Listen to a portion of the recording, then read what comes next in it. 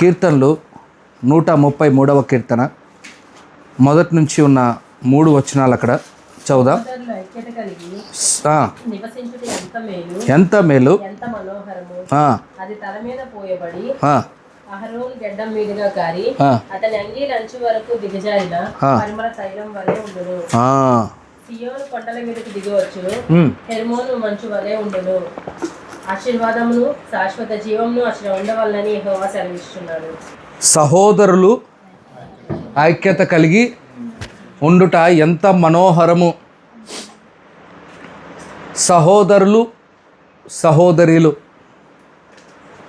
సంఘములో ఐక్యత కలిగి ఉండుట ఎంతో దేవునికి ఇష్టము. ఎవరికి ఇష్టము? దేవునికి ఇష్టము. మనం అటువంటి ఐక్యత కలిగి ఉండాలి, ఐక్యత భావములో ఉండాలి. నేను చాలామందికి చెప్తూ ఉంటాను, తల్లి వేరైనా తండ్రి వేరైనా మనము క్రీస్తు రక్తములో సహోదరి సహోదరులమయ్యాం అందరం. ఏ రక్తంలో? క్రీస్తు రక్తంలో. మామూలుగా ఒక తల్లికి తండ్రికి పుట్టిన బిడ్డల్లో ఈ దినాల్లో ఐక్యత లేకుండా పోతూ ఉంది. ఏం లేకుండా పోతూ ఉంది? ఐక్యత లేకుండా పోతూ ఉంది. అలాగే సంఘాల్లో కూడా ఐక్యత లేకుండా పోతూ ఉంది. ఏ సంఘాన్ని మనం చూసుకున్నా కానీ ఒక సంఘంలో ఇంకొక సంఘం గురించి తప్పుగా మాట్లాడే వాళ్ళే. ఒక సంఘం ఇంకొక సంఘం గురించి తప్పుగా మాట్లాడడమే కాదు, సంఘంలో సంఘ వ్యక్తులే వేరే వాళ్ళ గురించి తప్పుగా మాట్లాడే వాళ్ళు ఉన్నారు. లేకుండా పోలేదు. ఈ మనోహరం అనే పదం మనలో లేదు. ఏం లేదు? మనోహరం అనే పదము. ఐక్యత మనకు ఉండాలి. ఏ ఐక్యత కావాలి? ఎలాంటి ఐక్యత కావాలి?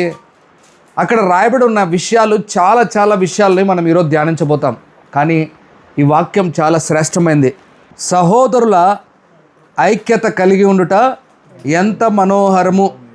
ఎందుకు మనోహరము? మొదటి పదము మనోహరము. ఎందుకంటే మీకు నాకు అర్థం కాంది ఇది. మనం దాని విలువను తెలుసుకోలేకపోతున్నాం. ఐక్యతలో ఉన్న మాధుర్యము మనము గుర్తు తెలుసుకోలేకపోతున్నాం. దాన్ని ఐక్యతను చాలామంది ఉపయోగిస్తారు వాళ్ళ అవసరాల కొరకు. బాగా వినండి, అవసరాల కొరకు ఐక్యతను వాడుకుంటారు. అంటే వారు లోకములో బలం చూపించుకోవడానికి, లోకములో వారి అవసరతలను చూపించుకోవడానికి, నెరవేర్చుకోవడానికి, లోకములో నానా విధాలైన వాటిని పొందడానికి ఒక ఐక్యతను చాటుతూ వెళ్ళే వాళ్ళు లేకుండా పోలేదు భూమి మీద. మనం చిన్నప్పటి నుంచి వింటున్న కథే. ఒక పుల్లని ఈజీగా విరగొట్టడం జరుగుతుంది, కానీ ఎక్కువ పుల్లలు అవుతాయి. ఏమవుతాయి? దాన్ని విరగొట్టడం చాలా కష్టం. నేను ఈ వాక్యం చెప్పే ముందు ఒక మాట నాకు ఆలోచన వస్తూ ఉంది. ఒక ఐక్యత ఆదాముకు అవ్వకు నింటే ఎంత బాగుండిండో. ఆదాముకు అవ్వకు ఒక ఐక్యత. ఎలాంటి ఐక్యత? ఆ సాతాను వచ్చి మాట్లాడిన తర్వాత ఒకవేళ అవ్వ ఆదామును బావా అని పిలిచిండో, లేకపోతే మామ అని పిలిచిండో, లేకపోతే ఏమండి అని పిలిచిండో నాకు తెలీదు. బావా ఈ పండు తినమంటావా? నువ్వేమంటావు? నువ్వు ఏమంటే అది చేస్తాను నేను. మన ఇద్దరం ఒక దానిపైన నిలబడాలి, ఒక ఐక్యత కలిగి ఉండాలి. నువ్వేమో తినద్దన్నావే, నేను తినను, కానీ ఇదేదో ప్రేరేపణ కలిగజేస్తూ ఉంది. తినమంటావా? వద్దు. ఎంత బాగుండిండు చెప్పండి మీరు నాకు. అన్నయ్య ఇలా కూడా జరుగుతుందా? వాళ్ళుగా చేసిన పనిని బట్టే మనం ఈరోజు ఇలా ఉన్నాం. దేవునికి ఇష్టమైంది కాదు పాపం రావడము, కానీ ఐక్యత లేకుండా పోవడం వల్ల ఏమైంది? మనుషులలో పాపము వచ్చేసింది. ఈరోజు ఈ మనోహరం అనే పదము మనలో ఉండలేకుండా పోవడానికి గల కారణము మీకు అర్థమయ్యేటట్టు దేవుడు చెప్తాడు. చూద్దాము. యోహాను రాసిన సువార్త 17వ అధ్యాయము 22-23 చదువుదాం. మనం ఏకమై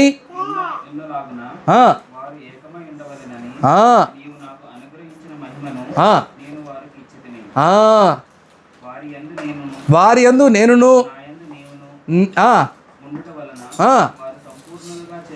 అది వారు సంపూర్ణులుగా చేయబడి ఏకముగా ఉన్నందున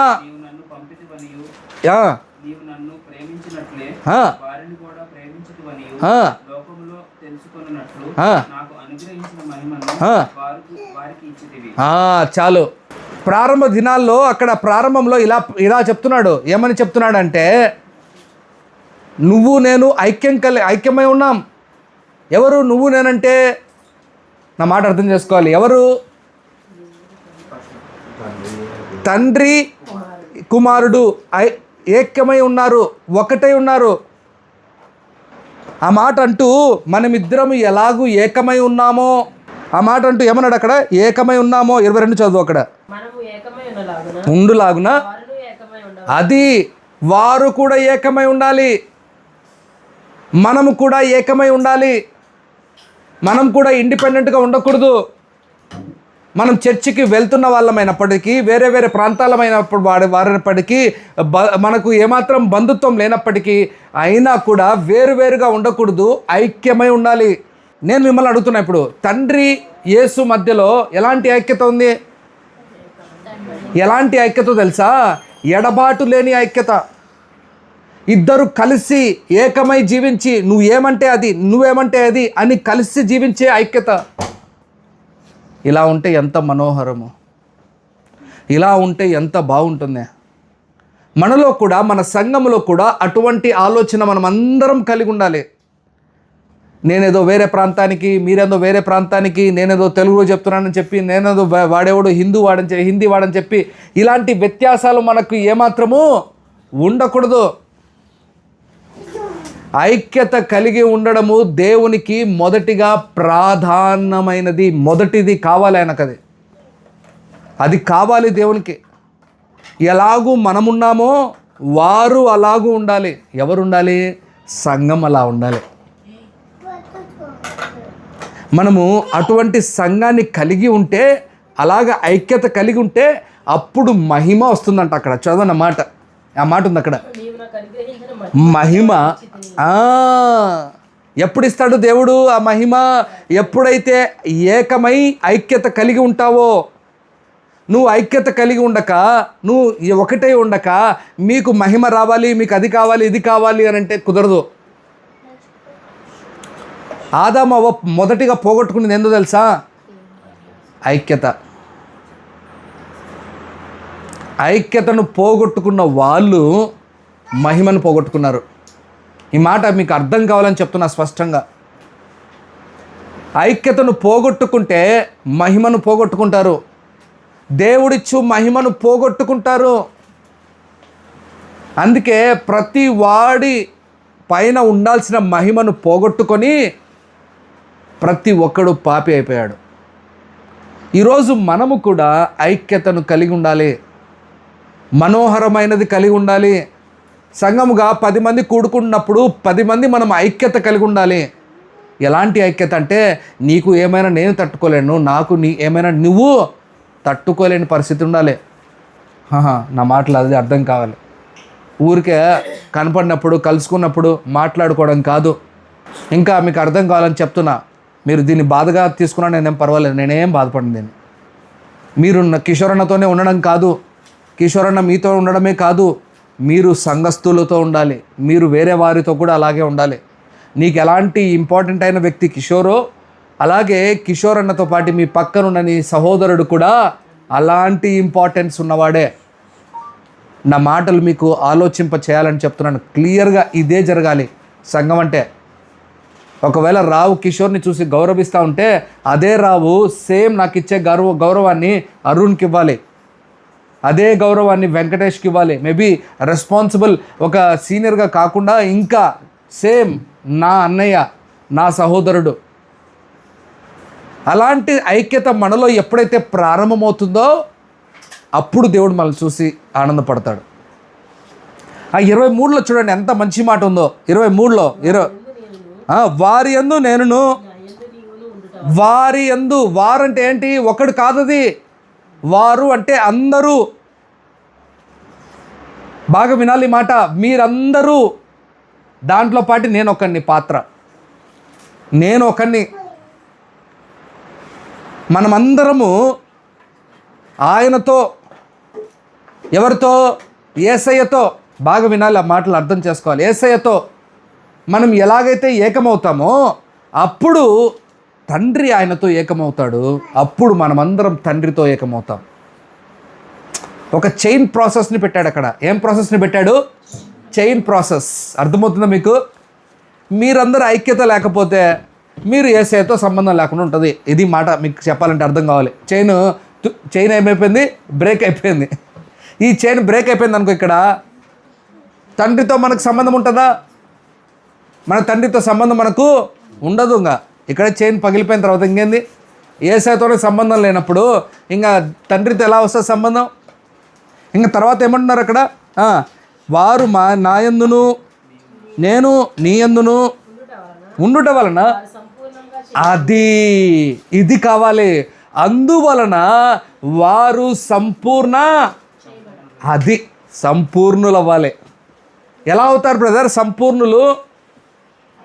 బైబిల్లో బాగా వినండి, సంపూర్ణులు అవుట మన విశ్వాసికి మొదటి పని. రక్షణ పొందావు నువ్వు, మారుమనసు పొందావు నువ్వు, బాప్తిజం తీసుకున్నావు నువ్వు. సంఘంలో ఉన్నప్పుడు మీరు కంప్లీట్ అవ్వాలి అంటే ఒక విశ్వాసిగా నువ్వు కంప్లీట్గా ఉండాలి, దేవునికి లోబడి ఉండాలి, మంచిగా పరిపూర్ణుడు అవ్వాలి అంటే ఊరికెవరు. అందరము ఐక్యతలో ఉంటే మెల్లమెల్లంగా అవుతాం. ఐక్యతలో ఎలా ఐక్యతలోకి వస్తాం?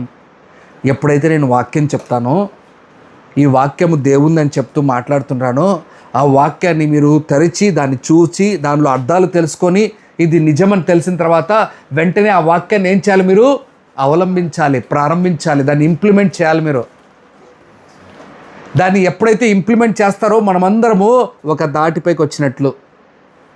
నా మాటలు అర్థం కావాలని చెప్తున్నా బాగా. అప్పుడు మనమందరం దేనిపైకి వచ్చినట్టు? ఒక దాటిపైకి, అంటే ఒక యూనిటీ పైకి వచ్చినట్టు. అప్పుడు మనము యేసయ్యలో ఒకటవుతాం. మనం వాక్యం వినడం చాలా ప్రధానము, వాక్యం వింటూ ఒకటవడం చాలా ప్రధానము, ఒకే మైండ్ కలిగి ఉండడం చాలా ప్రధానం. అందుకే క్రీస్తు వలె నీకు మనస్సు ఉండులాగునా అని పౌలు గారు ఎన్నోసార్లు చెప్పారు.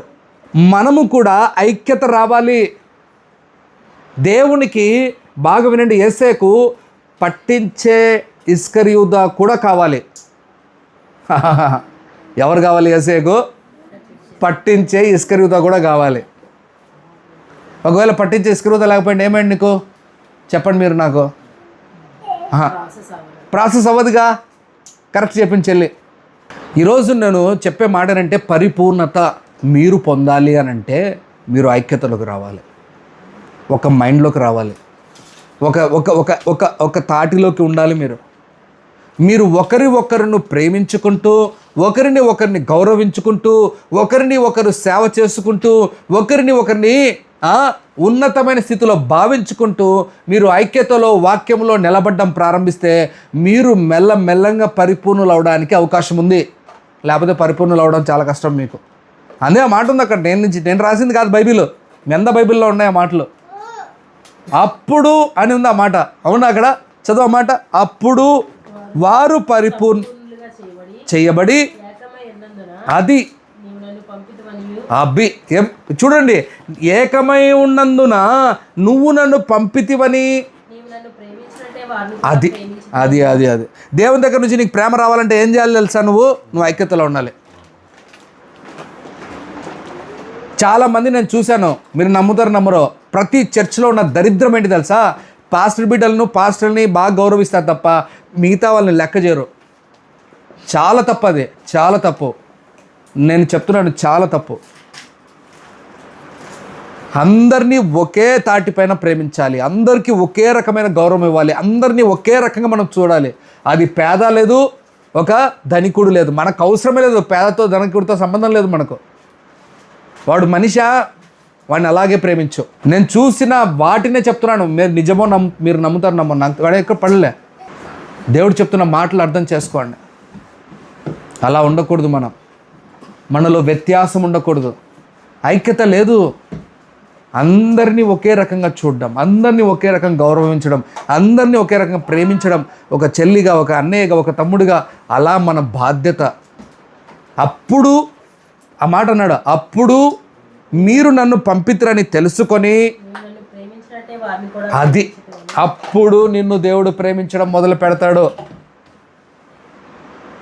మనం చేయాల్సిన పనులు చేయకుండా మనం ప్రేమ కావాలి, నీ ప్రేమ దోమ కావాలంటే ఆనందం చూస్తాయి.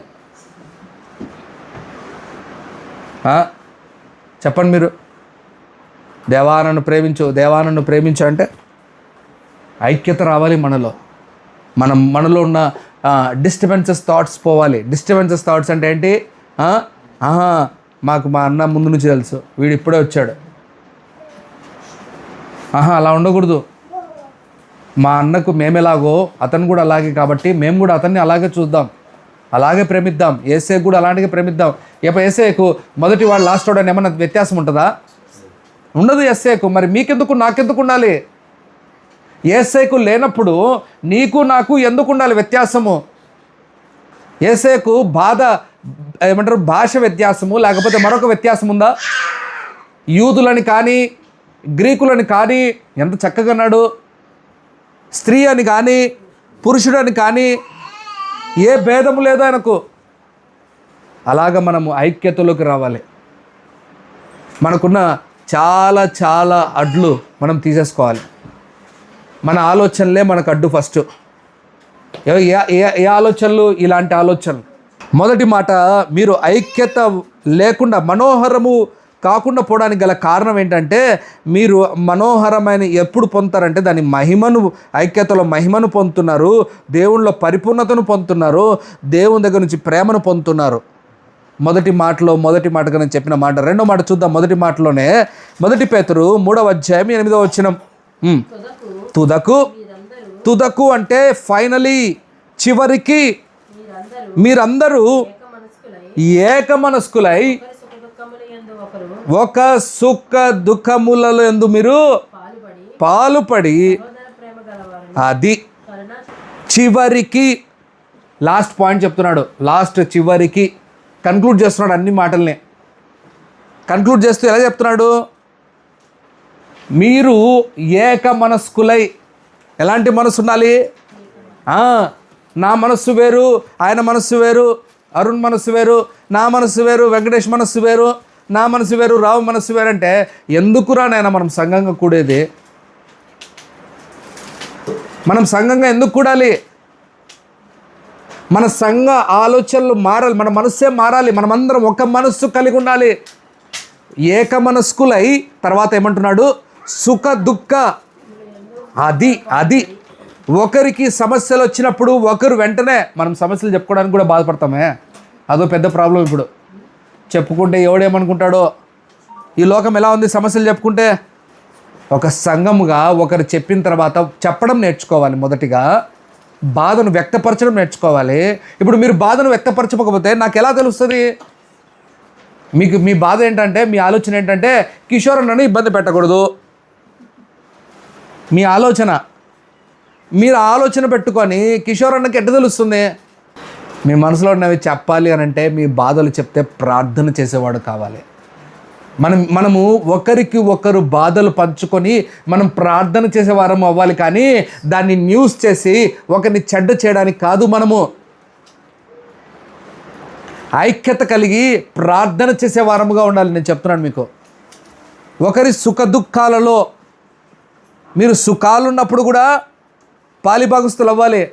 అన్నా బర్త్డే వచ్చింది, రండి కేక్ కట్ చేద్దాం హ్యాపీగా. లోకం సంబరాలు చేసుకున్నట్టు చేసుకోవద్దు. 10 మందికి భోజనాలు పెట్టియా, అబ్బా అయిపోయి, దానికంటే అన్నం లేని వాళ్ళకి పెట్టండి. అన్నం లేకుండా చాలా బాధపడే వాళ్ళకు. అందుకే బైబిల్ అంటాడు, ఎవరైతే నిన్ను పిలవలేరో, ఎవరైతే నీకు పెట్టలేరో వాళ్ళకి పెట్టండి. నాకు చెప్పాల్సిన కూడా అవసరం లేదు, మీరు ప్రార్థన చేసిపోయి పెట్టేయండి చాలు. ఏమయ్యా మీరు అందరు తినగలరు కదా, తినలేని వాళ్ళకి పెడదాం. అది నా ఆలోచన. దానివల్ల కొంతమందికి నేను చెడ్డ అవుతాను, అందులో డౌటే లేదు. ఎందుకంటే ఈ దినాల్లో కల్చర్ అంతా ఎలా ఉంది చెప్పండి మీరు? సెలబ్రేషన్స్ చేసుకోవాలి. బర్త్డేలు వస్తే చికెన్లు, మటన్లు, ప్రాన్స్లు, ఫిష్లు. ఏం తమ్ముడు, తినిపించగలిగిన వాళ్ళకు వాళ్ళు పెడతారన్న వాళ్ళకు పెడితే ఏం ప్రయోజనము? మనం చేయాలి ఆ పనులు. మన సుఖాల్లో ఆనందం పంచుకోవాలి, దుఃఖాల్లో బాధను కూడా పంచుకోవాలి. ఏదైనా సమస్య వచ్చింది, పోవాలి, కూర్చోవాలి. ఈ నుంచి 15 కిలోమీటర్లు 16 కిలోమీటర్లు అరుణ్ పాలెంలో ఉన్నప్పుడు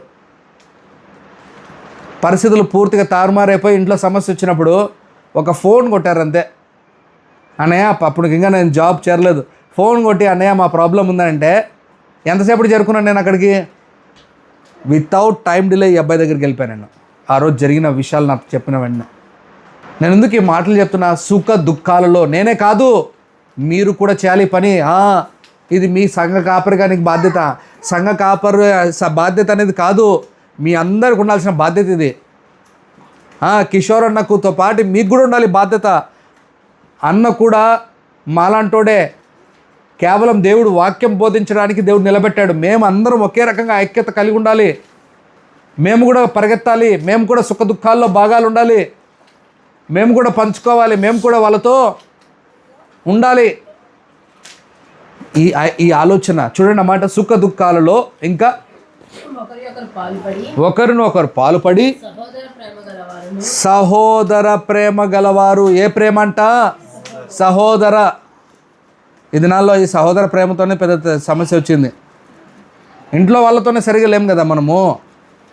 అందుకే ఈ సహోదరి ప్రేమ ఆడుంది. అది దాని విలువను పోగొట్టేసుకున్నారు. ఒకప్పుడు అన్న కోసం తమ్ముడు కోసం అన్న ప్రాణాలు ఇవ్వడానికైనా రెడీగా ఉండేవాళ్ళు, ఇప్పుడు ప్రాణాలు తీయడానికైనా రెడీగా ఉన్నారు. సహోదర ప్రేమ మనలో చాలా మిస్ అవుతుంది. అందుకే మనం పరిపూర్ణంగా అవ్వలేకపోతున్నాం. చర్చిలో ఉండాలి ఇది. ఇంకేముంది అక్కడ? చదువుమా ఆ పదే పేతు వినయ మనస్కులై కరుణా చిత్తులై. కరుణ అంటే కరుణ కలిగి. ఏదైనా అయిందంటే వెంటనే బ్రదర్ నేను ఉంటాను, బ్రదర్ నేను చూసుకుంటాను, బ్రదర్. ఒకరు చెప్పాల్సిన అవసరం లేదు మనకు. ఒకరు చెప్పాల్సిన అవసరం లేదు. నేను ఉంటాను బ్రదర్, నేను వెళ్తాను బ్రదర్, నేను చూసుకుంటాను బ్రదర్. కరుణా చిత్తులై ఇంకా వినయ మనస్కులై. వినయ మనస్కులు అంటే వినయం లేనివాడు ఎలా ఉంటాడు? నేను ఎందుకు పోవాలి, నాకేం పట్టింది, ఎలా ఉంటుంది? నేను ఎందుకు పోవాలి, నాకేం పట్టింది? ఇలాంటి ఆలోచన ఉంటే ఎలా ఉంటుంది చెప్పండి? ఇలా ఉంటే మనలో ఐక్యత వస్తుందా? మనలో ఐక్యత రాదు. నా మాట అర్థం చేసుకోండి మీరు. బ్రదర్, ఒకరు మనకు తెలిసినా తెలియకపోయినా మన సంఘములో ఉన్న ఒక వ్యక్తి ఒక మాట చెప్తే పరుగున మనం వెళ్ళే ఆలోచన ఉండాలి. నిద్ర ఉంటుందా పోతుందా? పోనీ సావని. ఎప్పుడు చూడు నిద్ర అన్నము ఇదేనా మన బతుకులో? ఎవరికైనా ఏదైనా జరిగితే నాకు నిద్ర సంబంధం లేదు, నాకు మిగతావి సంబంధం లేదు, ఫస్ట్ వెళ్ళిపో, మళ్ళీ తర్వాత చూసుకో. వినయ మనస్కులై, హంబుల్ మైండ్ ఉండాలి. నేనెందుకు పోవాలి, నేనెందుకు చేయాలి, నాకేం సంబంధము? ఇలాంటి మనస్సు నీకు నాకు ఉంటే బ్రదర్ సిస్టర్, మనలో ఐక్యత ఉండదు, ప్రేమ ఉండదు. దేవుని ప్రేమ మన మీదికి రాదు రాదు రాదు. దేవుని దగ్గర నుంచి ప్రేమ పొందడానికి ఇంకొక దారి ఎత్తుకోవద్దు. దారి ఒకటే. ఎలాంటి దేవుని దగ్గర నుంచి ప్రేమ పొందగలవు? ఐక్యతతో నువ్వు ప్రేమ పొందగలవు. ఐక్యతతో ఎన్ని గొప్ప కార్యాలు చేయొచ్చు తెలుసా? మీకు తెలుసా ఆ విషయము? ఒకసారి చూడండి. ఎస్తేరు 4వ అధ్యాయము మనోహరం అనే పదం దగ్గర ఉన్నాం మనం. ఇంకా 4వ అధ్యాయము 16వ వచనం చూద్దాం. నీవు పోయి యూదులందరినీ సమకూర్చి నా నిమిత్తము ఉపవాసం ఉండి 3 దినములు అబ్బా. ఎస్తేరు రాజుతో మాట్లాడడానికి వెళ్తున్న ముందు ఆమె తపన పొందింది ఏం తెలుసా? మీరందరూ ఐక్యత కలిగి ఉండండి, మీరందరూ ఐక్యంగా ప్రార్థన చేయండి, మీరందరూ ఉపవసించండి, మీరు అన్నం తినకండి. అర్థమవుతుందా నేను చెప్పే మాటలు? వీళ్ళందరూ అలా ఉండడం వల్ల ఏమైందో తెలుసా? ఏ రాజు అయితే మొర్దెకైని చంపాలి, లేకపోతే ఏ హామాన్ అయితే మొర్దెకైని చంపాలనుకున్నాడో, ఏ మంత్రి అయితే మొర్దెకైని చంపాలనుకున్నాడో, ఆ చిన్న ప్రార్థన, ఆ ఐక్యత ప్రార్థన రాత్రికి కార్యాలు జరిగి చేస్తాయి. రాత్రికి ఏం జరిగిపోయినా తెలుసా? ఎవరినైతే చంపాలని ఒక వ్యక్తి ఆలోచించాడో ఆ మనిషికి ఘనత వచ్చింది. ఎవడైతే చంపాలనుకున్నాడో వాడికి ఆ మరణము దొరికింది. మీ జీవితాల్లో ఆశ్చర్య కార్యాలు జరగాలి అని అంటే ఐక్యతతో ఉండాలి. మీరు ఎంత అండర్లైన్ చేసుకుంటారో, లేకపోతే మీరు రెడ్ పెన్నుతో చేసుకుంటారో, మీరు చింపుకుంటారో నాకు తెలియదు. నేను మాత్రం ఒకే మాట చెప్తాను, మీరు ఐక్యతతో మీరు ప్రేమించేవారే ఉండాలి. మీ మనసులో వ్యత్యాసం ఉండకూడదు. శ్రీజ అంటే ఓకే, పాస్టర్ అమ్మ, ఆమెకు ఆమంటే ఈ గౌరవము, మా పక్కన వేరే ఆమె పింకీ, ఆ అమ్మాయ మా సంఘస్థురాలే, మేము మామూలే చూస్తాము, అది కాదు. శ్రీజాను చూసినప్పుడు ఏ గౌరవం ఉందో పింకీని చూసినప్పుడు అదే గౌరవం రావాలి, అదే బాధ్యత రావాలి, అదే ప్రేమ రావాలి, అదే తలంపు రావాలి. నేను చెప్పే మాటలు మీరు అర్థం చేసుకోవాలి. ఈ ఐక్యత కలిగి మనము ప్రార్థన చేసి ఉపవసించి మొరపెడితే ఏవి కావండి. నేను చెప్తున్నాను చూడండి, అన్ని అసాధ్యమైనవన్నీ సాధ్యమవుతాయి. కానీ మనం ఐక్యతలో లేమే. మనం ఎవడి త్రోవలో వాడు వెళ్ళిపోవడానికి రెడీగా ఉన్నాడు. ఎవడు త్రోవలో వాడు వెళ్ళిపోవడానికి ఉన్నాడు. మనోహరతను పోగొట్టుకున్నాడు. మనోహరం అంటే ఏంటి? చాలా మధురంగా ఉంది, చూడడానికి సుందరంగా ఉంది, దాన్ని పోగొట్టుకున్నాం. మనోహరతను కోల్పోతున్నాం. రెండవది అక్కడ ఏంటి? ఆ నూనె ఎలా ఉందంట? నూనె పోస్తే, రెండో మాటలోకి వస్తున్నాను నేను, నూనె పోస్తే అది ఆ నూనె గడ్డము అంచెలుగా తగిలి ఎక్కడికి వస్తుందంట? తల మీద పోయబడి కారి అబ్బా. ఇప్పుడు మీకు అర్థం కావాలని ఒక పిక్చర్ చూపిస్తున్నాను నేను నీకు. ఇప్పుడు నా తల మీద నూనె పూసారనుకోండి, నా తల మీద నూనె పూస్తే ఇంతవరకే నూనె ఉండిపోయింది అనుకో, అది మామూలుగా ఉంది, అది మీకు కనపడదు. అదే నూనె పూర్తిగా ఆ దినాల్లో అభిషేకం అంటే ఏంటి తెలుసా? నూనె పోస్తే అది గడ్డాల మీదుగా ఇలా వచ్చి కారి మొత్తం కింద పడ్డం అనమాట. అది చూడ్డానికి ఏంటంటే ఒక సంపూర్ణత, ఒక మనిషిని పూర్తిగా అభిషేకించుట, ఒక మనిషిని పూర్తిగా అభిషేకించుట. ఐక్యతలో రెండవది ఏంటంటే సంపూర్ణంగా అభిషేకము కలిగే భాగ్యం ఉంది మీకు. ఏముంది భాగ్యము? సంపూర్ణంగా అభిషేకింపబడే భాగ్యం ఉంది మీకు. అది చూడ్డానికే చాలా, అది అహరోను, ఎవరో కాదు, అహరోను గడ్డము మీద పడుతున్న నూనె కారి ఆ వస్త్రం, అది చూడండి ఎంత చక్కగా వివరించాడో. అది ఈ కంప్లీట్నెస్ అనేది మనకు కావాలి. రెండవది ఏంటి? రెండో మాటలో మనం చెప్తున్నాము, ఇలాగ కంప్లీట్ అభిషేకం అనేది మనకు కావాలి. మనకు కంప్లీట్ అనేది ఎప్పుడు వస్తుంది? చదువుతాము. మొదటి మాట మీకు రెండవ మాటలు చెప్తున్నాను. కీర్తనలు 23వ కీర్తన 5వ వచనం, నా శత్రువుల ఎదుట నీవు నాకు భోజనం సిద్ధపరిచెదవు.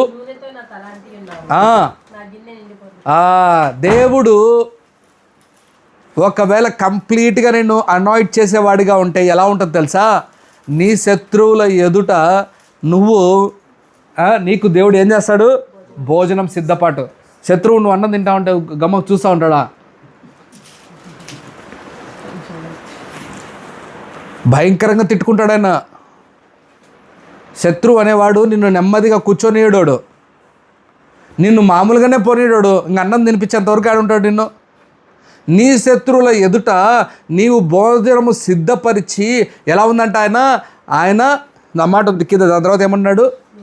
నూనెతో నా తలను అంటే ఆయన ముందు నన్ను, శత్రువు ముందు దేవుడు అభిషేకించి చివరికి ఏమన్నాడు తెలుసా? మాట ఆశ్చర్యమైంది, నిన్ను నీ గిన్నె పొంగి పొరలే అంట, అంటే నిండిపోయేంత ఆశీర్వాదం. దేవుడుకి నువ్వు లోబడి ఆ కంప్లీట్నెస్లో ఉండాలని నువ్వు ఇష్టపడితే దేవుడు నిన్ను ఇంతగా గొప్పగా ఆశీర్వదించాలని ఇష్టపడుతున్నాడు. ఆ ఐక్యతలో ఉన్న మాధుర్యం, ఐక్యతలో ఉన్న మధురం ఏంటంటే, మొదటిది నేను చెప్పాను మహిమ, ఇవన్నీ విషయాలు. రెండవది ఇప్పుడు నేను చెప్పేది ఏంటంటే కంప్లీట్నెస్. ఆ కంప్లీట్నెస్ ఎలా ఉంటుందంటే ఆశ్చర్యమైన కార్యాలు చేస్తుంది. నీ శత్రువు ఎదుటే నీకు భోజనము, నీకు రావాల్సిన ఆశీర్వాదాలు నిండుగా ఆశీర్వాదాలు ఇస్తాడు. పట్టజాలని ఆశీర్వాదాలు ఎవరైనా చూస్తే కూడా వర్ణించలేరన్నమాట. అబ్రహాం విషయం ఎలా ఉంది? అబ్రహాం విషయం ఎలా ఉంది? అబ్రహాం వెళ్తూ ఉంటే అబ్రహాం సైన్యం వెనకాల నుంచి ఎంతో దూరం గుండా 18, 8, 20 కిలోమీటర్లు పొడుగున వాళ్ళ వెనకాల పనిచేసే వాళ్ళందరూ వచ్చేవాళ్ళు. అంత దూరం నుంచి ప్రజలు వస్తూ ఉన్నారు. అంటే మన వాడు బయలుదేరి వెళ్ళిపోయింటాడు. అర్థం చేసుకోండి, బయలుదేరి వెళ్ళిపోయింటాడు గుర్గాంలో ఉంటాడు అబ్రహాము. కానీ వెనకాల ఇక్కడ ఒక మనిషి నడుచుకుంటూ పోతున్నాడు. నేనుండి ఎవరు నువ్వు అని అంటే, నేను అబ్రహాం ఇంటి పనివాడిని. అవునా, ఎవరిని వెంబడిస్తున్నావు? మా యజమానుడు ఆడున్నాడు. ఎంతమంది ఉన్నారు? అంతమంది ఉన్నారు. నిన్ను కూడా దేవుడు అలా చేస్తాడు. అంటే నీకు పని వాళ్ళని ఇస్తాడని నా ఉద్దేశం కాదు. నిన్ను అంత గొప్పగా ఆశీర్వాదం కలిగచేసి నిన్ను లేవనెత్తి నీ ద్వారా అనేక మందికి రక్షణ కలిగచేసి ఆశ్చర్యకార్యాలు జరిగిస్తాడు. మనము అలా ఉండాలి. మనం కంప్లీట్నెస్లోకి రావాలి. మనం రాకుండా పోతే ఉన్నదాంతో తృప్తి పడకూడదు ఎప్పుడు. అర్థమైందా? నాకు ఈ ఇల్లు చేరితే చాలులే, ఈ సంఘం ఇల్లు నిండంత చాలులే. దేవుడు అంటాడు, రే ఇది కాదురా నేను ఆలోచించేది. ఎస్ఎన్న బ్రదరు లేమల్లలో చిన్న కొట్టం వేసుకొని ఉండేవాడు అంట. ఆ కొట్టం వేసుకొని ఉన్నప్పుడు కొట్టంలో ప్రజలు వస్తే చాలులే అనుకునేవాడంట. రెగ్యులర్గా ప్రతి ఆదివారాలు కొట్టం నిండిపోయేదంట. ఒకరోజు భయంకరమైన వర్షాలు వచ్చాయి. ఆ కొట్టమంతా కొట్టుకోపోయింది. ఉన్నది ఒక్క కొట్టము. ఆ కొట్టం కొట్టుకోపోయింది మొత్తము. ఇంకా ఆయనకు డబ్బులు తినడానికి ఏం లేవు. ఆయన బాధపడతా అప్పుడు ఆ ఇంట్లో ఆ కొట్టం పడిపోతున్న సమయంలో ఆ ప్రీడి పాలన్న చెప్పాడు ఆ సాక్ష్యంలో, లాగుతూ రాన్న బయటికి రాన్న అంటే రాలేదంట. ఈ కొట్టం పడిపోతే నా మీదనే పడిపోని నేనే చచ్చిపోతాను దీని కింద, కానీ ఇంతకంటే నాకు స్తోమత లేదు కట్టించడానికి అని బాధపడే యేసన్న బ్రదర్ది ఎప్పుడైతే లాక్కొని బయటికి వచ్చారో బయటికి అదే సంవత్సరము వీళ్ళు ఈ గుడారాలు ప్రేయర్ మీటింగ్ పెట్టారంట. పండుగ పెడితే అందరికి ఇన్ఫర్మేషన్ పోయిందంట యేసన్న చచ్చిపోయాడని. ఇది 1995లో జరిగిన మాట. యేసన్న చచ్చిపోయాడని అందరికీ చెప్పేశారంట. అందుకు చాలామంది ఆయన చచ్చిపోయాడు మాకు ఇంకా తెలుసో తెలియదు, ఆయన నిజమో కాదు అని ఆ దినాల్లో ఎవరికి ఫోన్లో అందరూ గుడారాల పండుగ వచ్చారంట. ఫస్ట్ రోజే ఆయన గుడారాల పండుగ అందరిని చూసి షాక్ అవుతున్నారంట. ఏది ఇంతమంది వచ్చారో, ఇంతమంది రారే ఫస్ట్ గుడారాల పండుగకి అని ఆశ్చర్యపోయాడంట. అందరూ వచ్చిన వాళ్ళందరూ బోర్న ఏడుస్తున్నారంట యేసన్న బ్రదర్ దగ్గర పడి, నువ్వు చచ్చిపోయినావని చెప్పారు మాకు అది ఇదని. ఒక్కొక్కడు వచ్చినోడు 100 రూపాయలు మినిమం కానుక చెల్లాడంట ఆ దినాల్లో. ఆయన చెప్తున్నాడు, ఆ కానుక వల్ల పెద్ద స్థలం కొనడానికి దేవుడు సహకరించాడు, అలాగే పెద్ద ఇల్లు వేసుకోవడానికి సహకరించాడంట దేవుడు. అంత అద్భుత కార్యం చేశాడు. హల్లెలూయా. మనం చిన్న మైండ్తో ఉండకూడదు. దేవుడు కంప్లీట్ చేస్తాడు, గొప్పగా చేస్తాడు. మనం మన దేవుడు ఎలాంటి వాడు? గొప్ప దేవుడా చిన్న దేవుడా? చెప్పండి. మీరు పాటలు పాడతారు కదా, గొప్ప దేవుడా అని పాటలు పాడుతున్నాం కదా. మరి అంత గొప్ప దేవుని దగ్గర ఉన్నప్పుడు ఎలా ఉండాలి నీ ఆలోచన? నా దేవుడు ఏది ఇచ్చినా శ్రేష్టమైనది ఇస్తాడు. అదే ఒక దైవజనుడు అన్నాడు, నేను ఎప్పుడు దేవుణ్ణి ఇంత ఇమ్మని అడగను. నేను దేవా నీకు ఎంత పట్టితే ఎంత ఇవ్వాలనుకుంటే అంత ఇవ్వని అడుగుతా. అప్పుడు ఏమవుతుంది? ఎక్కువ దొరుకుతుంది. మనమే చిన్న మెంటాలిటీతో ప్రభువా నాకు అది ఇవ్వు, నాకు ఇది ఇవ్వు అని మనం బౌండరీ వేస్తున్నాం. దేవుడు అనుకుంటాడు పర్లేదులే, నువ్వు చేపను అడిగావుగా చేపని ఇచ్చేస్తా అన్నాడుగా బైబిల్లో. చేపను అడిగితే పామునిస్తానా? ఇంకొకటి ఏమన్నాడు? రొట్టెని అడిగితే రాయినిస్తానా? లేదు. నువ్వు రొట్టెని అడుగుతావు, రొట్టె ఇస్తాడు. కానీ ఈరోజు నువ్వు దేవుని దగ్గర అడుగు, నేను నీ దగ్గర కంప్లీట్గా అభిషేకింపబడి గొప్పగా నీ సేవ చేసేవాడిగా కావాలి అని నువ్వు నిర్ణయించుకొని తీర్మానం చేసుకుంటే, నేను చెప్తున్నాను, దేవుడు దాని క్రమాలని ఏర్పరిచి నిలబెట్టడం ప్రారంభిస్తాడు. హల్లెలూయా. నేనైతే ఒకటి డిసైడ్ అయిపోయా, పరలోకానికి ఒంటరిగానే ఎమ్మోను. పట్టుకోకపోతే 1,00,000 మందిని పట్టుకొని పోవాలి. నాతో పాటు పరలోకంలో ఆనందంగా ఉండాలి వాళ్ళు. ఇది నా ఆశ. మొదటిది కంప్లీట్నెస్ దేవుడు ఇస్తాడు. రెండవ మాటల్లో నేను చెప్తున్న మాటలు త్వరగా వెళ్తాను. ఇంకా 1 కొరింథీయులకు రాసిన పత్రిక 12వ అధ్యాయం. ఇక్కడ నేను కొంచెం సేపు ఆపుతాను, చాలా విషయాలు డిస్కస్ చేయాలి ఇక్కడ. 1 కొరింథియన్స్ 12th chapter 22 verse నుంచి రాయబడిన విషయాలు చూద్దాం 25 వరకు. అంతేకాదు శరీరము యొక్క అవయంలో ఏది బలహీనముగా కనపడునో అవి మరి ఆవశ్యకము. ఆ, శరీరంలో ఆ, ఏ అవయములు ఘనతలేనివని తలంతుమో తలంతుమో ఆ అవయములు ఉమ్, అవయములు మరీ ఎక్కువగా కనపరుచున్నాము. ఆ, సుందరములు కాని సుందరములు కానివి మన అవయములకు ఆ, ఏవైనా ఆ, ఎక్కువైన ఆ, సౌందర్యం కలుగును. అవును. మీకు ఒక ఆశ్చర్యమైన మాట చెప్పమంటారా? మన అవయవాల్లో ఏది శ్రేష్టమైంది ఏది శ్రేష్టమైంది కాదని నేను అడిగాను అనుకో, ఏమేమి చెప్తావు తమ్ముడు?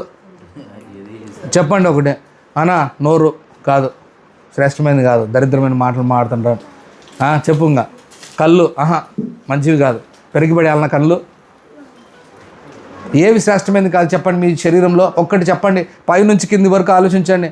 ఈ చిటికెన వేలుగా. మీకు ఒక ఆశ్చర్యమైన మాట చెప్పంటారా? ఈ వెంట్రుకలు కూడా కాదు. ఈ దినాల్లో వచ్చాయి మాస్కులు. దేవుడు ఎప్పుడో పెట్టాడు మాస్క్ లోపల. మీకు కావాల్సిన ఫిల్టర్లు పెట్టాడు, మీకు కావాల్సిన ప్రతి వాటిని డిజైన్ చేశాడు. ఎంత చక్కగా ప్రతి దానికి ఒక విలువ ఉంది. దాని విలువ నువ్వు తెలుసుకోవాలి. బలహీనం అనుకోకూడదు. నువ్వు ఇదేం మనకు వస్తుందిలే అనుకోకూడదు. నీకు దాంట్లో సమస్య వస్తే తెలుస్తుంది నీకు. ఇప్పుడు బాగా వినపడుతుందా మీకు? మాటలు వినపడుతున్నాయి కదా, మాటలు, దేవుని మాటలు, వాక్యం వినపడుతుంది కదా. చెవులు విలువ మీకు తెలియదు అనుకో, ఒకవేళ చెవిటోడి దగ్గరికి వెళ్తే తెలుస్తుంది ఎంత సమస్య ఉంటుందో. బలహీనమైన వాటికి మనము బలమును తెచ్చిపెట్టే వారముగా ఉండాలి. దాని విలువను తెలుసుకునే వారముగా ఉండాలి. మనం దాని ప్రాధాన్యతను తెలుసుకునే వారముగా ఉండాలి. బలహీనమైన వాటిని, ఏది బలహీనమైన వాటి? మనలో చాలా విషయాల్లో కొన్ని బలహీనమైన వాటిని, వ్యర్థమైన వాటిని మనం ఉంచుకోవడానికి ఇష్టపడుతుంటాం. ఎలాంటివి ఉంచుకోవడానికి ఇష్టపడుతుంటాం? మనలో అప్పుడప్పుడు తెలియని గర్వము, కొన్ని తెలియని తోకలు. అవునా? తోకలు వస్తూ ఉంటాయి కదా కొంతమందికి. మేమంతా, మేమింత, మేము లేకపోతే వాడెంత. కొంతమందికి వస్తాయి ఆలోచనలు. ఈ తోకలు ఏమవుతూ ఉండాలి అప్పుడప్పుడు? ఇదే అన్నెసరీ ఇవన్నీ కట్ అవుతూ ఉండాలి. శ్రేష్టమైన వాటిని బలపరుస్తూ, వ్యర్థమైన వాటిని గ్రహిస్తూ మనం బ్రతకడం నేర్చుకోవాలి. ఐక్యతలో రెండవ ప్రధానమైనది ఇది. మీకు ఏదన్నా పులిపుర్లు వచ్చాయనుకోండి, ఎక్కడన్నా పులిపుర్లు ఏం చేస్తారు? పులిపుర్లను కట్ చేసుకుంటారా? నేనైతే కొంతమంది అయితే దాన్ని కూడా చేయడానికి భయపడుతూ ఉంటారు. దానిలో ఏదైతే వేస్ట్ బ్లడ్ ఉంటుందో ఆ వేస్ట్ బ్లడ్ ఏమవుతుంది, అక్కడికి ఎక్కువ పాకుతూ ఉంటుంది. ఒకవేళ సైన్స్ స్టూడెంట్ అయితే మీకు బాగా తెలుసుకోవాలి ఈ విషయం. దాన్ని ఏం చేస్తారు? డాక్టర్ దగ్గరికి వెళ్తే దాన్ని నానా విధాలుగా క్లీన్ చేసి కట్ చేయడానికి చేస్తారు. నేనేమంటానంటే, మనలో వ్యర్థమైన వాటిని ఏవైతే ఉన్నాయో వాటి మీద ధ్యానం పెట్టి దాన్ని తీసేసుకోవడము, శ్రేష్టమైన వాటితో దేవునితో సంబంధం కలిగి ఒకదానితో ఒకటి ఐక్యత కలిగి ఉండాలి. నేను మిమ్మల్ని క్వశ్చన్ వేస్తున్నా. నేను చేత్తోనే ఎక్కువసేపు పని చేస్తున్నానని చెయ్యి శ్రేష్టమైందా? కాదు. నాకు తగిన సమయంలో కాలు కూడా శ్రేష్టమైందే. ఇది శ్రేష్టం కాదని చెప్పి నేను దీన్ని కట్ చేసుకుంటే ఈ చెయ్యి ఆనందంగా ఉంటుందా? చెప్పండి మీరు. ఉండదు.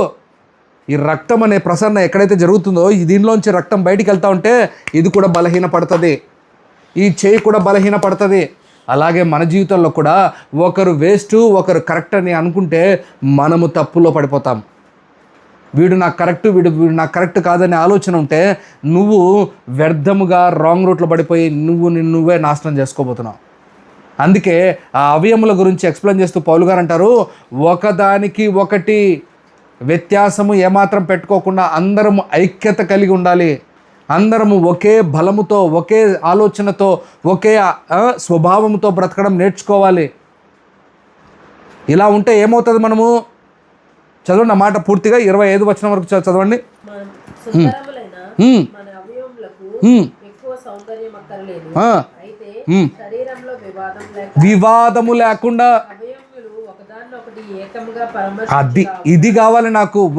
ఒకటి పరామర్శించులాగున అది కావాలి.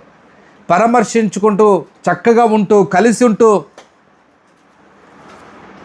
ఈరోజు దేవుడు మాట్లాడుతున్న మాటలు మీతో మీరు ఎంతవరకు దీన్ని తీసుకొని ఆలోచిస్తారో నాకు తెలియదు. లాస్ట్లో 25వ వచనంలో ఏమనుందాం అక్కడ? అయితే శరీరంలో వివాదము లేకుండా ఒకదానినొకటి ఏకముగా పరామర్శించును. అది దేవుడు తక్కువ దానికి ఎక్కువ ఘనత కలిగజేసి అది శరీరమును అమర్చి ఉన్నాడు. ఈ మాటను పౌలు గారు ఇంగ్లీష్లో ఒక పదం వాడారు అక్కడ, స్కీమిజం అన్నాడు. ఏమిజం అది? స్కీమిజం. ఏం స్కీమిజం? స్కీమిజం అంటే ఏంటి?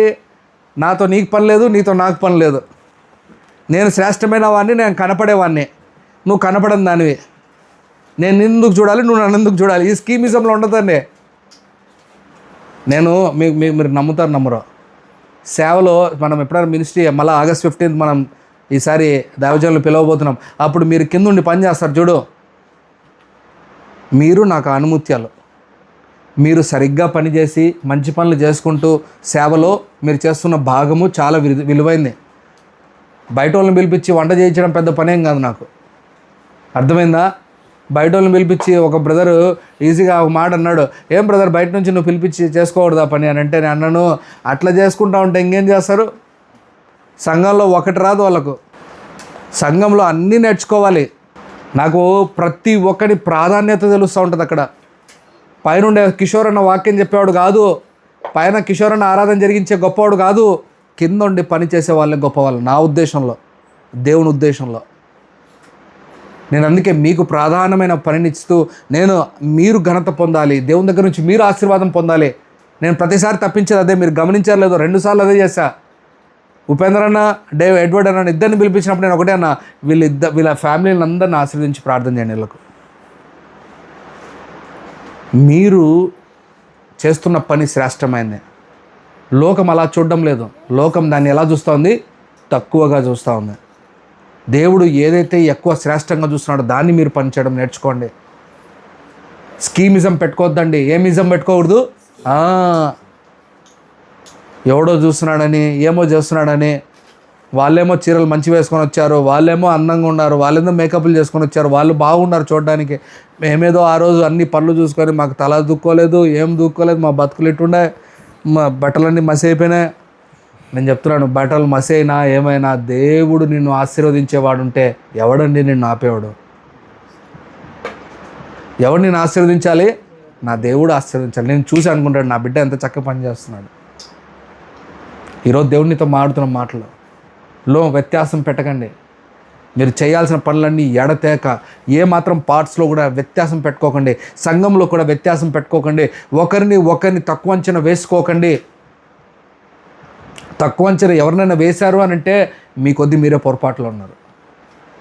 దానివల్ల మీరు కంప్లీట్నెస్లోకి రాలేకపోతున్నారు. అహరోను అది గడ్డము మీదుగా పారి అంత అభిషేకింపబడిన వాడిగా ఉండాలంటే నీకు స్కీమిజం అనేది ఉండకూడదు. మీరు దేవుడు చెప్పినట్లు చేసే రకంగా ఉంటే దేవుడు మిమ్మల్ని లేవనెత్తాడు, గొప్పగా చేస్తాడు. ఇంకో 3వ మాట చూడండి. అక్కడ 3వ మాట యోహాను రాసిన సువార్త 12వ అధ్యాయము 7 నుంచి రాయబడిన విషయాలు చూద్దాం. అక్కడ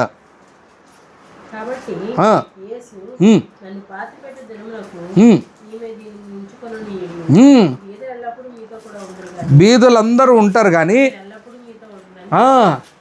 యేసయ్యకు ఒక పని చేయాలి. ఆ పని ఎవరు చేయట్లా? ఏ పని అండి అది? సిద్ధపాటు. యేసయ్య ముందు నుంచి చెప్తున్నాడు, సువార్త చెప్పేటప్పటి నుంచి చెప్తున్నాడు. ఏం చెప్తున్నాడు? బ్రదర్, నేను మరణించాలి, నన్ను కొడతారు, నన్ను చంపుతారు అని చెప్తా అంటే ఎవరు శిష్యులలో చలనమే రావట్లేదే.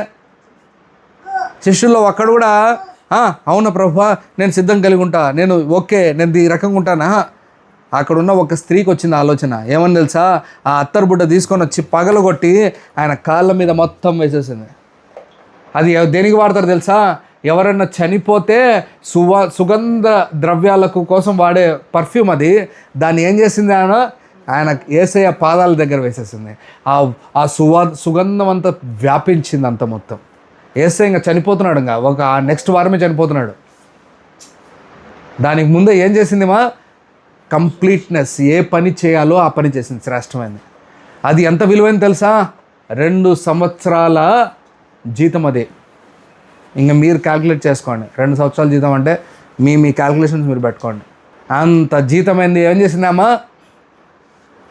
శ్రేష్టమైంది. అది శ్రేష్టమైందని ఎవరికి అర్థం కావట్లా, కానీ యేసయ్యకి అర్థమవుతుంది. ఈమె చేసిన పని ఎవరు చేయలేదు.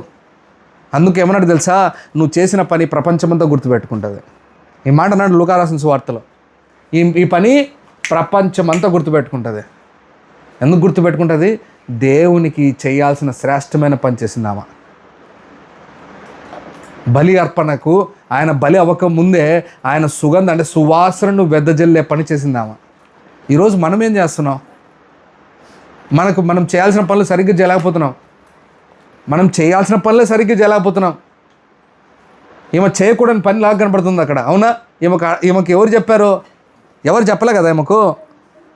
నా డౌట్ అదే, ఆమెకు ఎవరైనా చెప్పారా వెనకాల నుంచి, అమ్మ అత్తరబుట్ట తీసుకొని పగలొట్టు ఒకవేళ ఎవడైనా చెప్పినా కూడా మళ్ళాంటి వాళ్ళు ఏమంటారు, మైండ్ దొబ్బిందే అయింది అంటారు. బ్రదర్ 2 సంవత్సరాల జీతం అది నాది,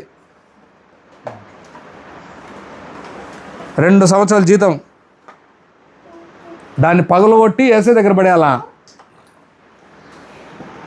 ఆమె ఏమాత్రం వెనకడకుండా, ఎవరిని ఆలోచించకుండా, తనకు కలిగిన ప్రేరేపణను బట్టి సంపూర్ణమైన పని చేసింది, శ్రేష్టమైన పని చేసింది. అటువంటి పనిని మనం కూడా చేయడానికి, ఏ పని చేయాలనేది మనకు తెలీదు. మన దేవుడు ఏది ఇస్తే అది చేయడం నేర్చుకోవాలి. ఆ పనిలో ఎలా ఉండాలి? మనము సరిగ్గా చేయాలి, మంచిగా చేయాలి. మీ పనిని చూసి దేవుడు ఆనందపడాలి.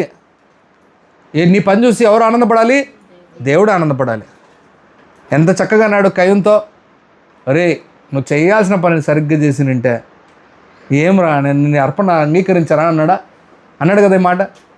మనం కూడా చేయాల్సిన పనిని సరిగ్గా చేస్తే దేవుడు ఎంతో ఇష్టపడతాడు, దేవుడు ఎంతో ఆనందపడతాడు. అది ఆనందపడి ఆయన ఏం చేస్తాడంటే నేను అభిషేకిస్తాడు. ఎలా అభిషేకిస్తాడు తెలుసా? నేను సంపూర్ణంగా అహరోను గడ్డం మీద పొర్లే నూనె వలె, వస్త్రాల మీద పారే నూనె వలె అంతగా దేవుడు నిన్ను నింపుతాడు. అలా ఉండాలి మనం. ఈరోజు దేవుడు మాట్లాడుతున్న మాటలు ఇవన్నీ. ఐక్యతలో మనం చేయాల్సిన భాగాన్ని మనం చేయాలి. మన పాత్రను మనం చేయాలి. మన పాత్రను మనం మిస్ అయిపోతున్నాం చాలాసార్లు. మనం ఎప్పుడు కాపీ క్యాట్లే. వాడేం చెప్తే ఇది చేయాలి, వీడేం చెప్తే అది చేయాలి. మనం ఏదన్నా వాడు ఏదో చేశాడని చెప్పి వీడు అదే చేయాలి. ఈ కాపీ క్యాట్ లాగా ఉండకండి. మీరు ఆ కాపీ అనేది పదం తుడిపేసుకోండి. దేవుడు ఏదైతే నాకు నేర్పిస్తున్నాడో అది చేయాలి. నేను చెయ్యండి, అది సిగ్గుపడకండి. మీకు ఒక ఆశ్చర్యమైన విషయం చెప్తున్నాడు. రవి జకరయ్య అని ఒక దైవజనుడు అమెరికాలో ఉండేవాడు. మన ఇండియన్ తమిళ ఆయన.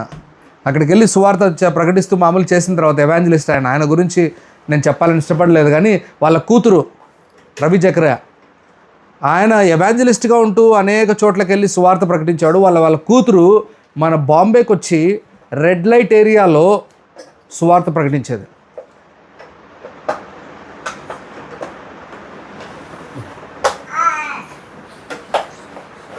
ఎక్కడికి వచ్చి, మా నాన్నలాగానే నేను కూడా పోతాను, మైక్ పట్టుకుంటాను, మా నాన్న చిర్రే అంటే నేను కూడా హుర్రే అంటాను. ఇది ఈ కాలం ట్రెండ్. ఆమె వచ్చి ఎక్కడ పనిచేసింది? Red light, Bombay red light ఏరియాలోకి వెళ్ళి సువార్త చెప్పింది. మనకు ఎవరికన్నా వస్తుంది ఈ ఆలోచన? అమెరికా వదిలిపెట్టి, ఏం తమ్ముడు మన రాజమండ్రి వదిలిపెట్టలేకపోతున్నాం.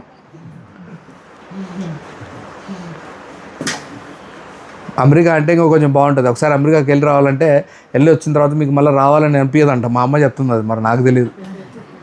రాబుద్ది కాదు నాన్న, ఆడ రోడ్లు బాగుంటాయి, చూడ్డానికి సుందరంగా ఉంటుంది. ఆ సుందరత ఎక్కడుండదు నాన్న, చాలా అసలు పొల్యూషనే ఉండదు నాన్న, ఏ కింద పేపర్ కూడా పడి ఉండదు నాన్న అంటే అది కష్టం లేదనుకున్నాను నేను. ఈరోజు మీకు చెప్పేది ఏంటంటే మనము కూడా చేయాల్సిన పనిని మనం నేర్చుకోవాలి. ఆ స్త్రీ చేసిన పని ఎవ్వరు చేయలేదు. అత్తరు బుడ్డ పగలగొట్టి ఆమె చేసిన పని. మనం అలాగే మన యూనిక్నెస్, మన పని మనం చేయాలి. దేవుడు మిమ్మల్ని ప్రత్యేకంగా ఉంచుకున్నాడయ్యా. నేను ప్రత్యేకంగా ఉంచితే లేదయ్యా నేను కాపీ క్యాట్నయ్యా, నేను ఏం చెప్తే నేను కాపీయే కొడతాను, నేను అదే చేస్తాను. ఒక ఆయన నేను చెప్పాను, మీకు గుర్తుందో లేదో, సువార్త ప్రకటించాడు ఆయన ఏం చేసేవాడు తెలుసా? ప్రతి ప్రాంతానికి వెళ్ళి, మాట బాగా గుర్తుపెట్టుకోండి, ప్రతి ప్రాంతానికి వెళ్ళి ఆ భాషలు నేర్చుకొని బండల పైన యేసు ప్రభువే నిజమైన దేవుడు అని రాసి వచ్చేవాడు. ఇదేం సువార్త అన్న అనుకుంటున్నారు మీరు? ఎక్కడి పోయినా కొండల్లో లోయల్లో యేసు ప్రభుని నిజమైన దేవుడు అని రాసిన చోట చాలామంది అది చూశారు. అది ఒక సువార్త. మన ఒడిశాలో బ్రెన్హామ్ తెలుసా? తెలీదు. ఒకసారి స్టెన్లీ బ్రెన్హామ్ ఒకసారి టైప్ చేయండి, మీరు తెలుస్తుంది. ఆయన చేసిన సేవ మామూలుది కాదు. ఆయన ఒడిశా ప్రాంతంలో లోతట్టు ప్రాంతానికి వెళ్ళి అక్కడ ఉపాధి కలగ చేశాడు. చాలామందికి అడాప్ట్ చేసుకున్నాడు, పల్లెల్ని సువార్త ప్రకటించాడు. ఆయన సజీవ దహనం చేస్తే వాళ్ళ భార్య కోట్లు ఏమని తెలుసా? సజీవ దహనం చేస్తే వాళ్ళ భర్తను పిల్లలను జీప్లో పెట్టి కిరోసిన్ పోసి తగలబెట్టారు. 1995లో జరిగింది కథ. నేనేమో పాతకాలం కథ కాదు చెప్పేది. ఆ కాలంలో అలా చేస్తే ఆయన ఏమని చెప్పాడు? వాళ్ళ భార్య ఏం చెప్పింది తెలుసా? ఈయన చేశాడని నాకు తెలుసు, కానీ నేను నిన్న క్షమిస్తున్నాను, ఈయనకి ఏం శిక్ష వేయకండి. కోర్టులో ఆమె చెప్పిన సాక్ష్యం. ఆ మొండోడు, ఆ ఆర్ఎస్ఎస్ మొండోడు ఆ మాట విని ఆ కోర్టులో నుంచి బయటికి నడుస్తున్నప్పుడు ఆమె కాళ్ళ మీద పడి అన్నాడు, నీ దేవుడే నిజమైన దేవుడు. కాళ్ళ మీద పడి వాడు చెప్పిన మాట. వాడు రక్షణ పొంది ఆర్ఎస్ఎస్ వాడు ఇప్పుడు ఆమె వాళ్ళ దగ్గర ఉన్నాడు. ఇప్పుడు ఎందుకు ఈ మాటలు చెప్తున్నాను మీకు? మీరు చేయాల్సిన పాత్ర మీరు చేయండి. యూనిటీలో మీకు ఒక పాత్ర ఉంది, మీకు ఒక బాధ్యత ఉంది. పౌలు గారు చేసిన పరిచర్య వేరు, పేతురు గారు చేసిన పరిచర్య వేరు. ప్రతి ఒక్కరు ఒక్కొక్క పరిచర్య వేరు. మీరు చేయాలి, మీరు ఒక సంఘంగా ఉండాలి, ఒక బాధ్యతగా ఉండాలి. మాకేం ఎవరు చెప్పినా మాకు ఒకరు చెప్పాలి, అట్లా ఉండకండి దయచేసి. ఇది ఐక్యత కాదు. ఇది అహరోను మీద పడే గడ్డం మీద పారే నూనె కాదు. ఇది సంపూర్ణత కాదు. మీరు చెయ్యాలి, మీరు పూనుకోవాలి, మీరు ప్రారంభించాలి. ప్రతి దానికి మీరు వెలిగించేవాడు కావాలి. ఎవరు కావాలమ్మా? వెలిగించేవాడు కావాలి, చెప్పేవాడు కావాలి. పరిశుద్ధాత్మ దేవుడు మీకు ఇస్తాడు గైడెన్స్. స్టార్ట్ చేయండి. మీరు కనెక్టివిటీలో ఉండండి. దేవుడు ఏం చెప్తున్నాడో, ఏం చేయాలో, ఎలా చేయాలో మీరు పునాది వేసుకొని ప్రారంభించండి. ఈరోజు దేవుడి మీద మాట్లాడుతున్న మాటలు. ఐక్యతలో మీ పాత్ర ఏంటి? ఆ పాత్రను సరిగ్గా నిర్వర్తించాలి, ఆ పాత్రను సరిగ్గా చేయాలి. మూడో మాట చూపిస్తున్నాను మీకు. అప్పుడు వాళ్ళు జియోను పర్వతములే సుందరముగా ఉండి ఆశీర్వదింపబడిన వారంట. చదవన్న మాట కీర్తనలు 133 3వ వచనం. సియోను కొండల మీదికి మంచు వలె ఉండును, అచ్చట ఉండనని. అది ఏముందంట? అక్కడ ఆశీర్వాదం ఉందంట. మీ దగ్గర ఏముండాలి? ఏముండాలమ్మా మీ దగ్గర? డబ్బులా? బ్యాంక్ బ్యాలెన్సా? ఏముండాలి మీ దగ్గర?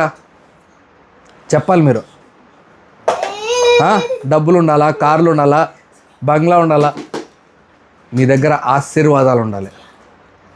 ఏముండాలమ్మా మీ దగ్గర? ఆశీర్వాదాలు. మీరు ఆశీర్వాదం అని పేరు పెట్టుకుంటే రాదు. చూడండి, మనము కూడా ఆశీర్వదింపబడే వారముగా, ఐక్యతలో ఉన్న ఆశీర్వాదాన్ని పొందే వారముగా ఉండాలి. చదువుతాం. ఆ మూడో మాట చదివి నేను త్వరగా ముగిస్తాను. హెబ్రీలకు రాసిన పత్రిక 10వ అధ్యాయము 24 నుంచి 25 వరకు రాయబడిన విషయాలు చూద్దాం.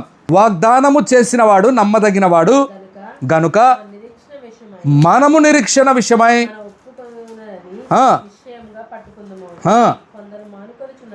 కొందరు మానుకొనుచున్నట్లుగా సమాజముగా కూడుట మానక ఒకరినొకడు హెచ్చరించుచు మీరు చూచిన కొలది అది మరి ఎక్కువగా అలాగూ చేయాలి. మీరు కూడుకొనుట చాలా అవసరం. ఎందుకు కూడుకోవాలి బ్రదర్? తినడానికా? ఈ దినాల్లో చాలామంది కూడుకుంటున్నారు పార్టీలు చేసుకోవడానికి. కూడుకుంటున్నారు దేనికి తెలుసా? ఎంజాయ్మెంట్స్కి కూడుకుంటున్నారు. దేనికి తెలుసా? చెప్పాలి మీరు. చెప్పట్లే, మీరు సైలెంట్గా ఉన్నారు. ఒకరి డ్రెస్ ఒకరు చూసుకోవడానికి. ఎందుకు కూడుకుంటున్నారు? ఒక్కొక్కరు ఒకరు హెచ్చరిక చేసుకుంటూ ఒకరినొకరు వాక్యములో ఎదుగుతూ మీరు కూడుకొనుట ఇలాగూ తరచుగా చేయాలి. మీరు ఇంకా తరచుగా చేయాలంటే రెగ్యులర్గా చేయాలంటే మనకు టైం దొరకట్లేదే, మనకు జాబ్స్ కావాలి. అందుకే పాత దినాల్లో మీరు నమ్ముతారు నమ్మరో అపోస్తులు మొదటిగా చేసిన పని ఏంటో తెలుసా? మొదటి పని ఏం చేశారు తెలుసా? అందరూ వాళ్ళ దగ్గర ఉన్న డబ్బులన్నీ తెచ్చి అపోస్తుల దగ్గర పెట్టేశారు. ఇప్పుడు అందరూ బాగా వినండి మాట. అప్పుడు జరిగింది పని ఇప్పుడు జరగదులేండి, నేను అడగను కూడా లేండి. వాళ్ళ ఆస్తులన్నీ అమ్మేశారు. బాగా వినండి మాట. వాళ్ళ ఆస్తులన్నీ అమ్మేశారు. అందులో మంచిగా అమ్మేసిన వాడు మన బర్నబాసు ఏం చేశాడు? ఆస్తి అంతా అమ్మి అడిగి తెచ్చి ఇచ్చాడు, అపోస్తుల పాదాల మీద పోయేశాడు. ఇది చూసి మళ్ళీ ఇంకొక ఆయన ఉన్నాడు, ఆయన కాపీ కొట్టాలని ట్రై చేశాడు. నేను బాగా వినండి మాట. అందరూ డబ్బులు తెచ్చి పడేస్తే అందరూ ఒకటే తినేవాళ్ళు, అందరికీ వీళ్ళే వడ్డించి పెట్టేవాళ్ళు. ఏ బాధ్యత లేదు, ఉదయం నుంచి సాయంత్రం వరకు ప్రార్థనలే. ఒకరు పని చేయడం కాదు, వీళ్ళ పనే ఇది. సేవ. అందరికీ ఇలాగ సువార్త ప్రకటిస్తూ అనేక మంది రక్షింపబడ్డారు. వేల మంది సంఘాల్లో కట్టబడే వాళ్ళు సంఘంలో ఒకటైపోయి పరిశుద్ధాత్మ దేవుడు బలముగా కార్యాలు చేశాడంట. అపోస్తుల కార్యాలు ఉన్నాయి ఇవన్నీ, నేను చెప్పేది కాదు, ఇవన్నీ అపోస్తుల కార్యాలు. మరి ఈ కాలంలో చేయాలంటే చాలా కష్టం. ఈ కాలంలో చేయాలంటే ఈ కాలంలో అన్నీ మానుకొని డబ్బులు నీడబెట్టి సేవ చేయాలంటే కష్టం.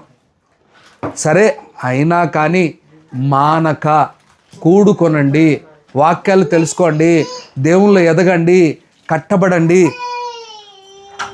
ఎంత వాక్యాలు వింటున్నారు మీరు? ఎన్ని విషయాలు కట్టబడుతున్నారు? మీరు ఒక్క మాట చెప్పండి నాకు. ఎందుకు అడుగుతున్నాను తెలుసా? మనము మానక కూడుకున్నప్పుడు మనం నేర్చుకోవాల్సిన అంశాలు కూడా చాలా ఉన్నాయి. ఇంకెందుకు కూడుకుంటున్నాం? మనము కూడుకునేదే వాక్యాలు నేర్చుకోవడానికి, కూడుకునేదే ఎదగడానికి, కూడుకునేదే మనం ఇంప్లిమెంట్ చేయడానికే. వాక్యాలు ఇంప్లిమెంట్ లేకపోతే ఎన్ని వాక్యాలని ఏం ప్రయోజనం? డాక్టర్ అంటాడు, నువ్వు బాగా తింటున్నావు మంచిదే, కానీ దాని ఎనర్జీ రిలీజ్ చేయడానికి నువ్వు పని చేయాలి. నువ్వు పని చేయకపోతే ఏమవుతావు? నీకు ఒబిసిటీ వస్తుంది. ఏమొస్తుంది? ఒబిసిటీ వస్తుంది. నువ్వు అనారోగ్య వ్యక్తి అవుతావు. యాకోబు 5:16 చదువుదాం త్వరగా. ఒకనితో ఒకడు ఒప్పుకొనుడి, మీరు స్వస్థత పొందినట్లు. మనం ఏది కూడా చేయం దీనిలో, ఒక్కటి కూడా. నిజమా కదా? ఒకరితో ఒకడు ఒప్పుకోడంట మీ పాపాలు. అంటే ఏందనుకున్నారు? బ్రదర్, నేను నీతో ఈ తప్పు చేశాను బ్రదర్, నన్ను క్షమించు. సిస్టర్, నేను ఈ విషయంలో నీతో తప్పు చేశాను సిస్టర్, నన్ను క్షమించు. చేస్తామా ఇది? అసలు ఏం మాట్లాడలేదు మీరు. ఏంది? అవునా? ఒకవేళ నేనేమన్నా తప్పుగా ఆలోచిస్తున్నానేమో, మీరు ఒప్పుకుంటారా? చెప్పట్లేదు. అవునన్నయ్య, కాదన్నయ్య, రెండిట్లో ఏదో ఒకటి చెప్పండి. ఒప్పుకోము, అదే కదా ఆలోచిస్తున్నారు. అస్సలు లేదు, ఒప్పుకోము. చూడండి ఆ మాట ఏమన్నాడు? ఒకరిని ఒకరు ఒప్పుకొని చెప్పు, ఇంకా స్వస్థత పొందినట్లు.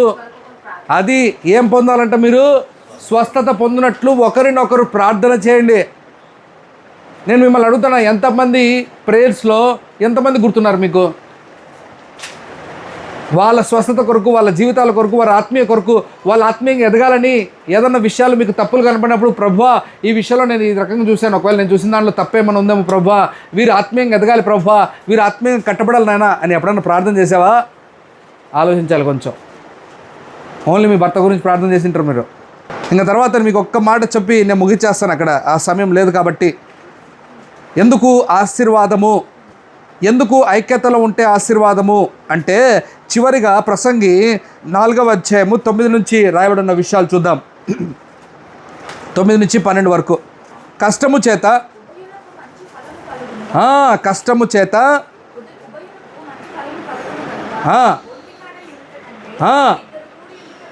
ఇద్దరు కూడి ఉండుట మేలు, ఒక్కడిగా ఉండుట కంటే ఇద్దరు కూడి ఉండుట మేలు. వారు పడిపోయినను అది అయితే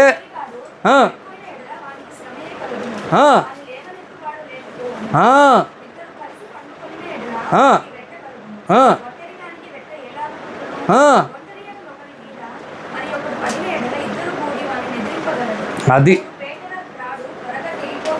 అది ఐక్యత కలిగి ఉండడం మంచిది కదా, కలిసి ఉండడం మంచిది కదా, ఒక్కడిగా ఉండడం మంచిది కాదు కదా అని చెప్తూ వచ్చాడు ఆయన ప్రసంగి. మనం అలా ఉండాలి, మనం ఆశీర్వదింపబడాలి, మనం గొప్పగా దేవుళ్ళు ఎదగాలి అని అంటే ఐక్యత చాలా ప్రధానమైనది. మీరు ఎదగాలి అని అంటే మీకేం కావాలి? ఐక్యత కావాలి. ఈరోజు నేను చాలా విషయాలు చెప్పాను. నేను కంక్లూడ్ చేస్తున్నా ఈ వాక్యాన్ని. సమయం దాటిపోయింది కాబట్టి నేను కంక్లూడ్ చేస్తున్నా. నేనేం కంక్లూడ్ చేస్తున్నా అంటే మొదటి మాట మనోహరము. ఐక్యత కలిగి ఉండుట ఎలాగ మనోహరము, ఆ విషయాలు నేను క్లియర్గా ఎక్స్ప్లెయిన్ చేశాను.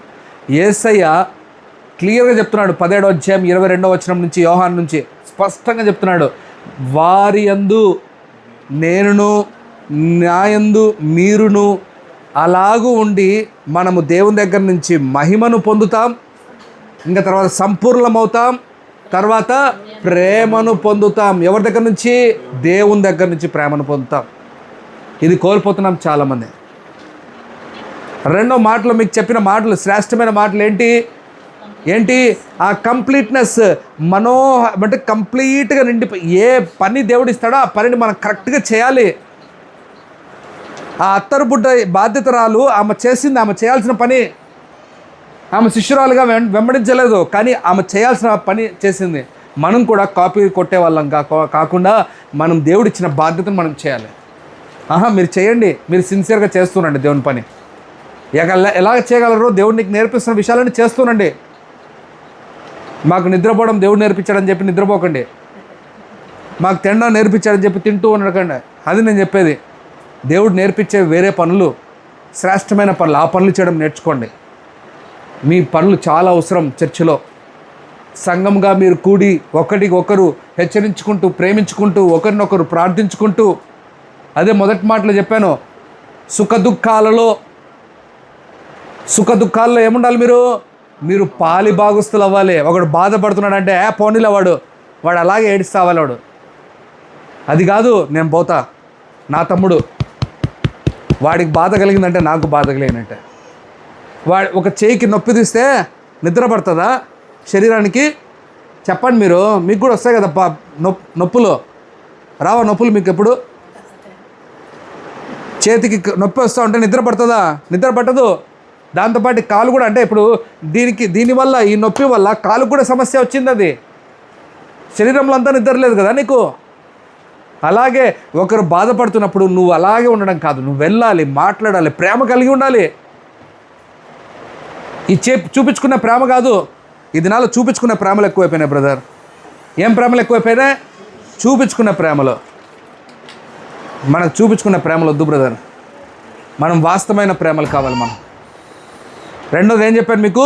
సంపూర్ణతలోకి రావాలి అని అంటే మీ బాధ్యత అయిన పనులు మీరు చేయాలి. మీకు ఇచ్చిన బాధ్యత అయిన పనులు, నాకు ఇచ్చిన బాధ్యత అయిన పనులు నేను చేస్తున్నా. నా పర్సనల్ కౌన్సిలింగ్ నేను ఎంత దూరమైనా కానీ వెళ్తున్నా, నేను ఆపకుండా చేస్తున్నాను. నేను నా గాజియాబాద్ ఛాలెంజ్ అయినా కానీ నేను వెళ్తున్నాను. నేను ఆపను.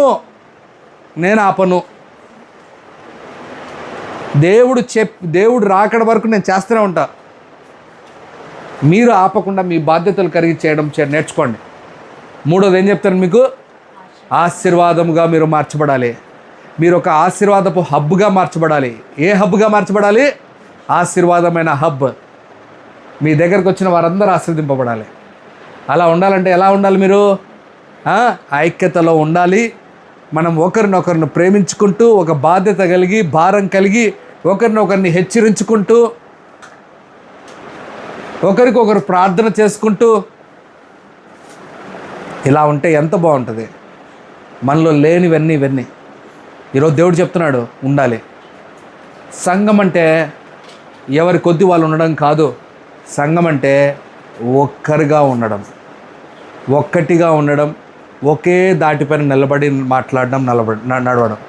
ఇలాంటివి లేకపోతే స్వభావాలు, మనం క్రీస్తులో అవయవాలం కాదు, మనకిష్టం వచ్చేట్టు మనం బతుకుతున్న వారమే. నేను ఒక మాట చెప్పి ముగిస్తున్నా. ఇస్కరియోత దేవుని అవయము కాదు, కానీ దేవుని మోసం చేసిన ఒక పాత్రగా ఉన్నాడు. ఆయన చేసిన పని వల్లే మనం వేరే మైండ్తో ఉండకూడదు, వేరే మైండ్ సెట్తో ఉండకూడదు. అందరం ఒకే మైండ్ సెట్లోకి రావాలి. ప్రార్థన చేద్దామా? ఆ ఐక్యత కలిగి ఉందామా? మనను బల్లో చేయి పెట్టే ముందు కూడా మనం ఆలోచించాలి. అందుకే బల్ల చేయి పెడుతున్నాం. ప్రార్థన చేద్దాం, చిన్న ప్రార్థన చేద్దాం.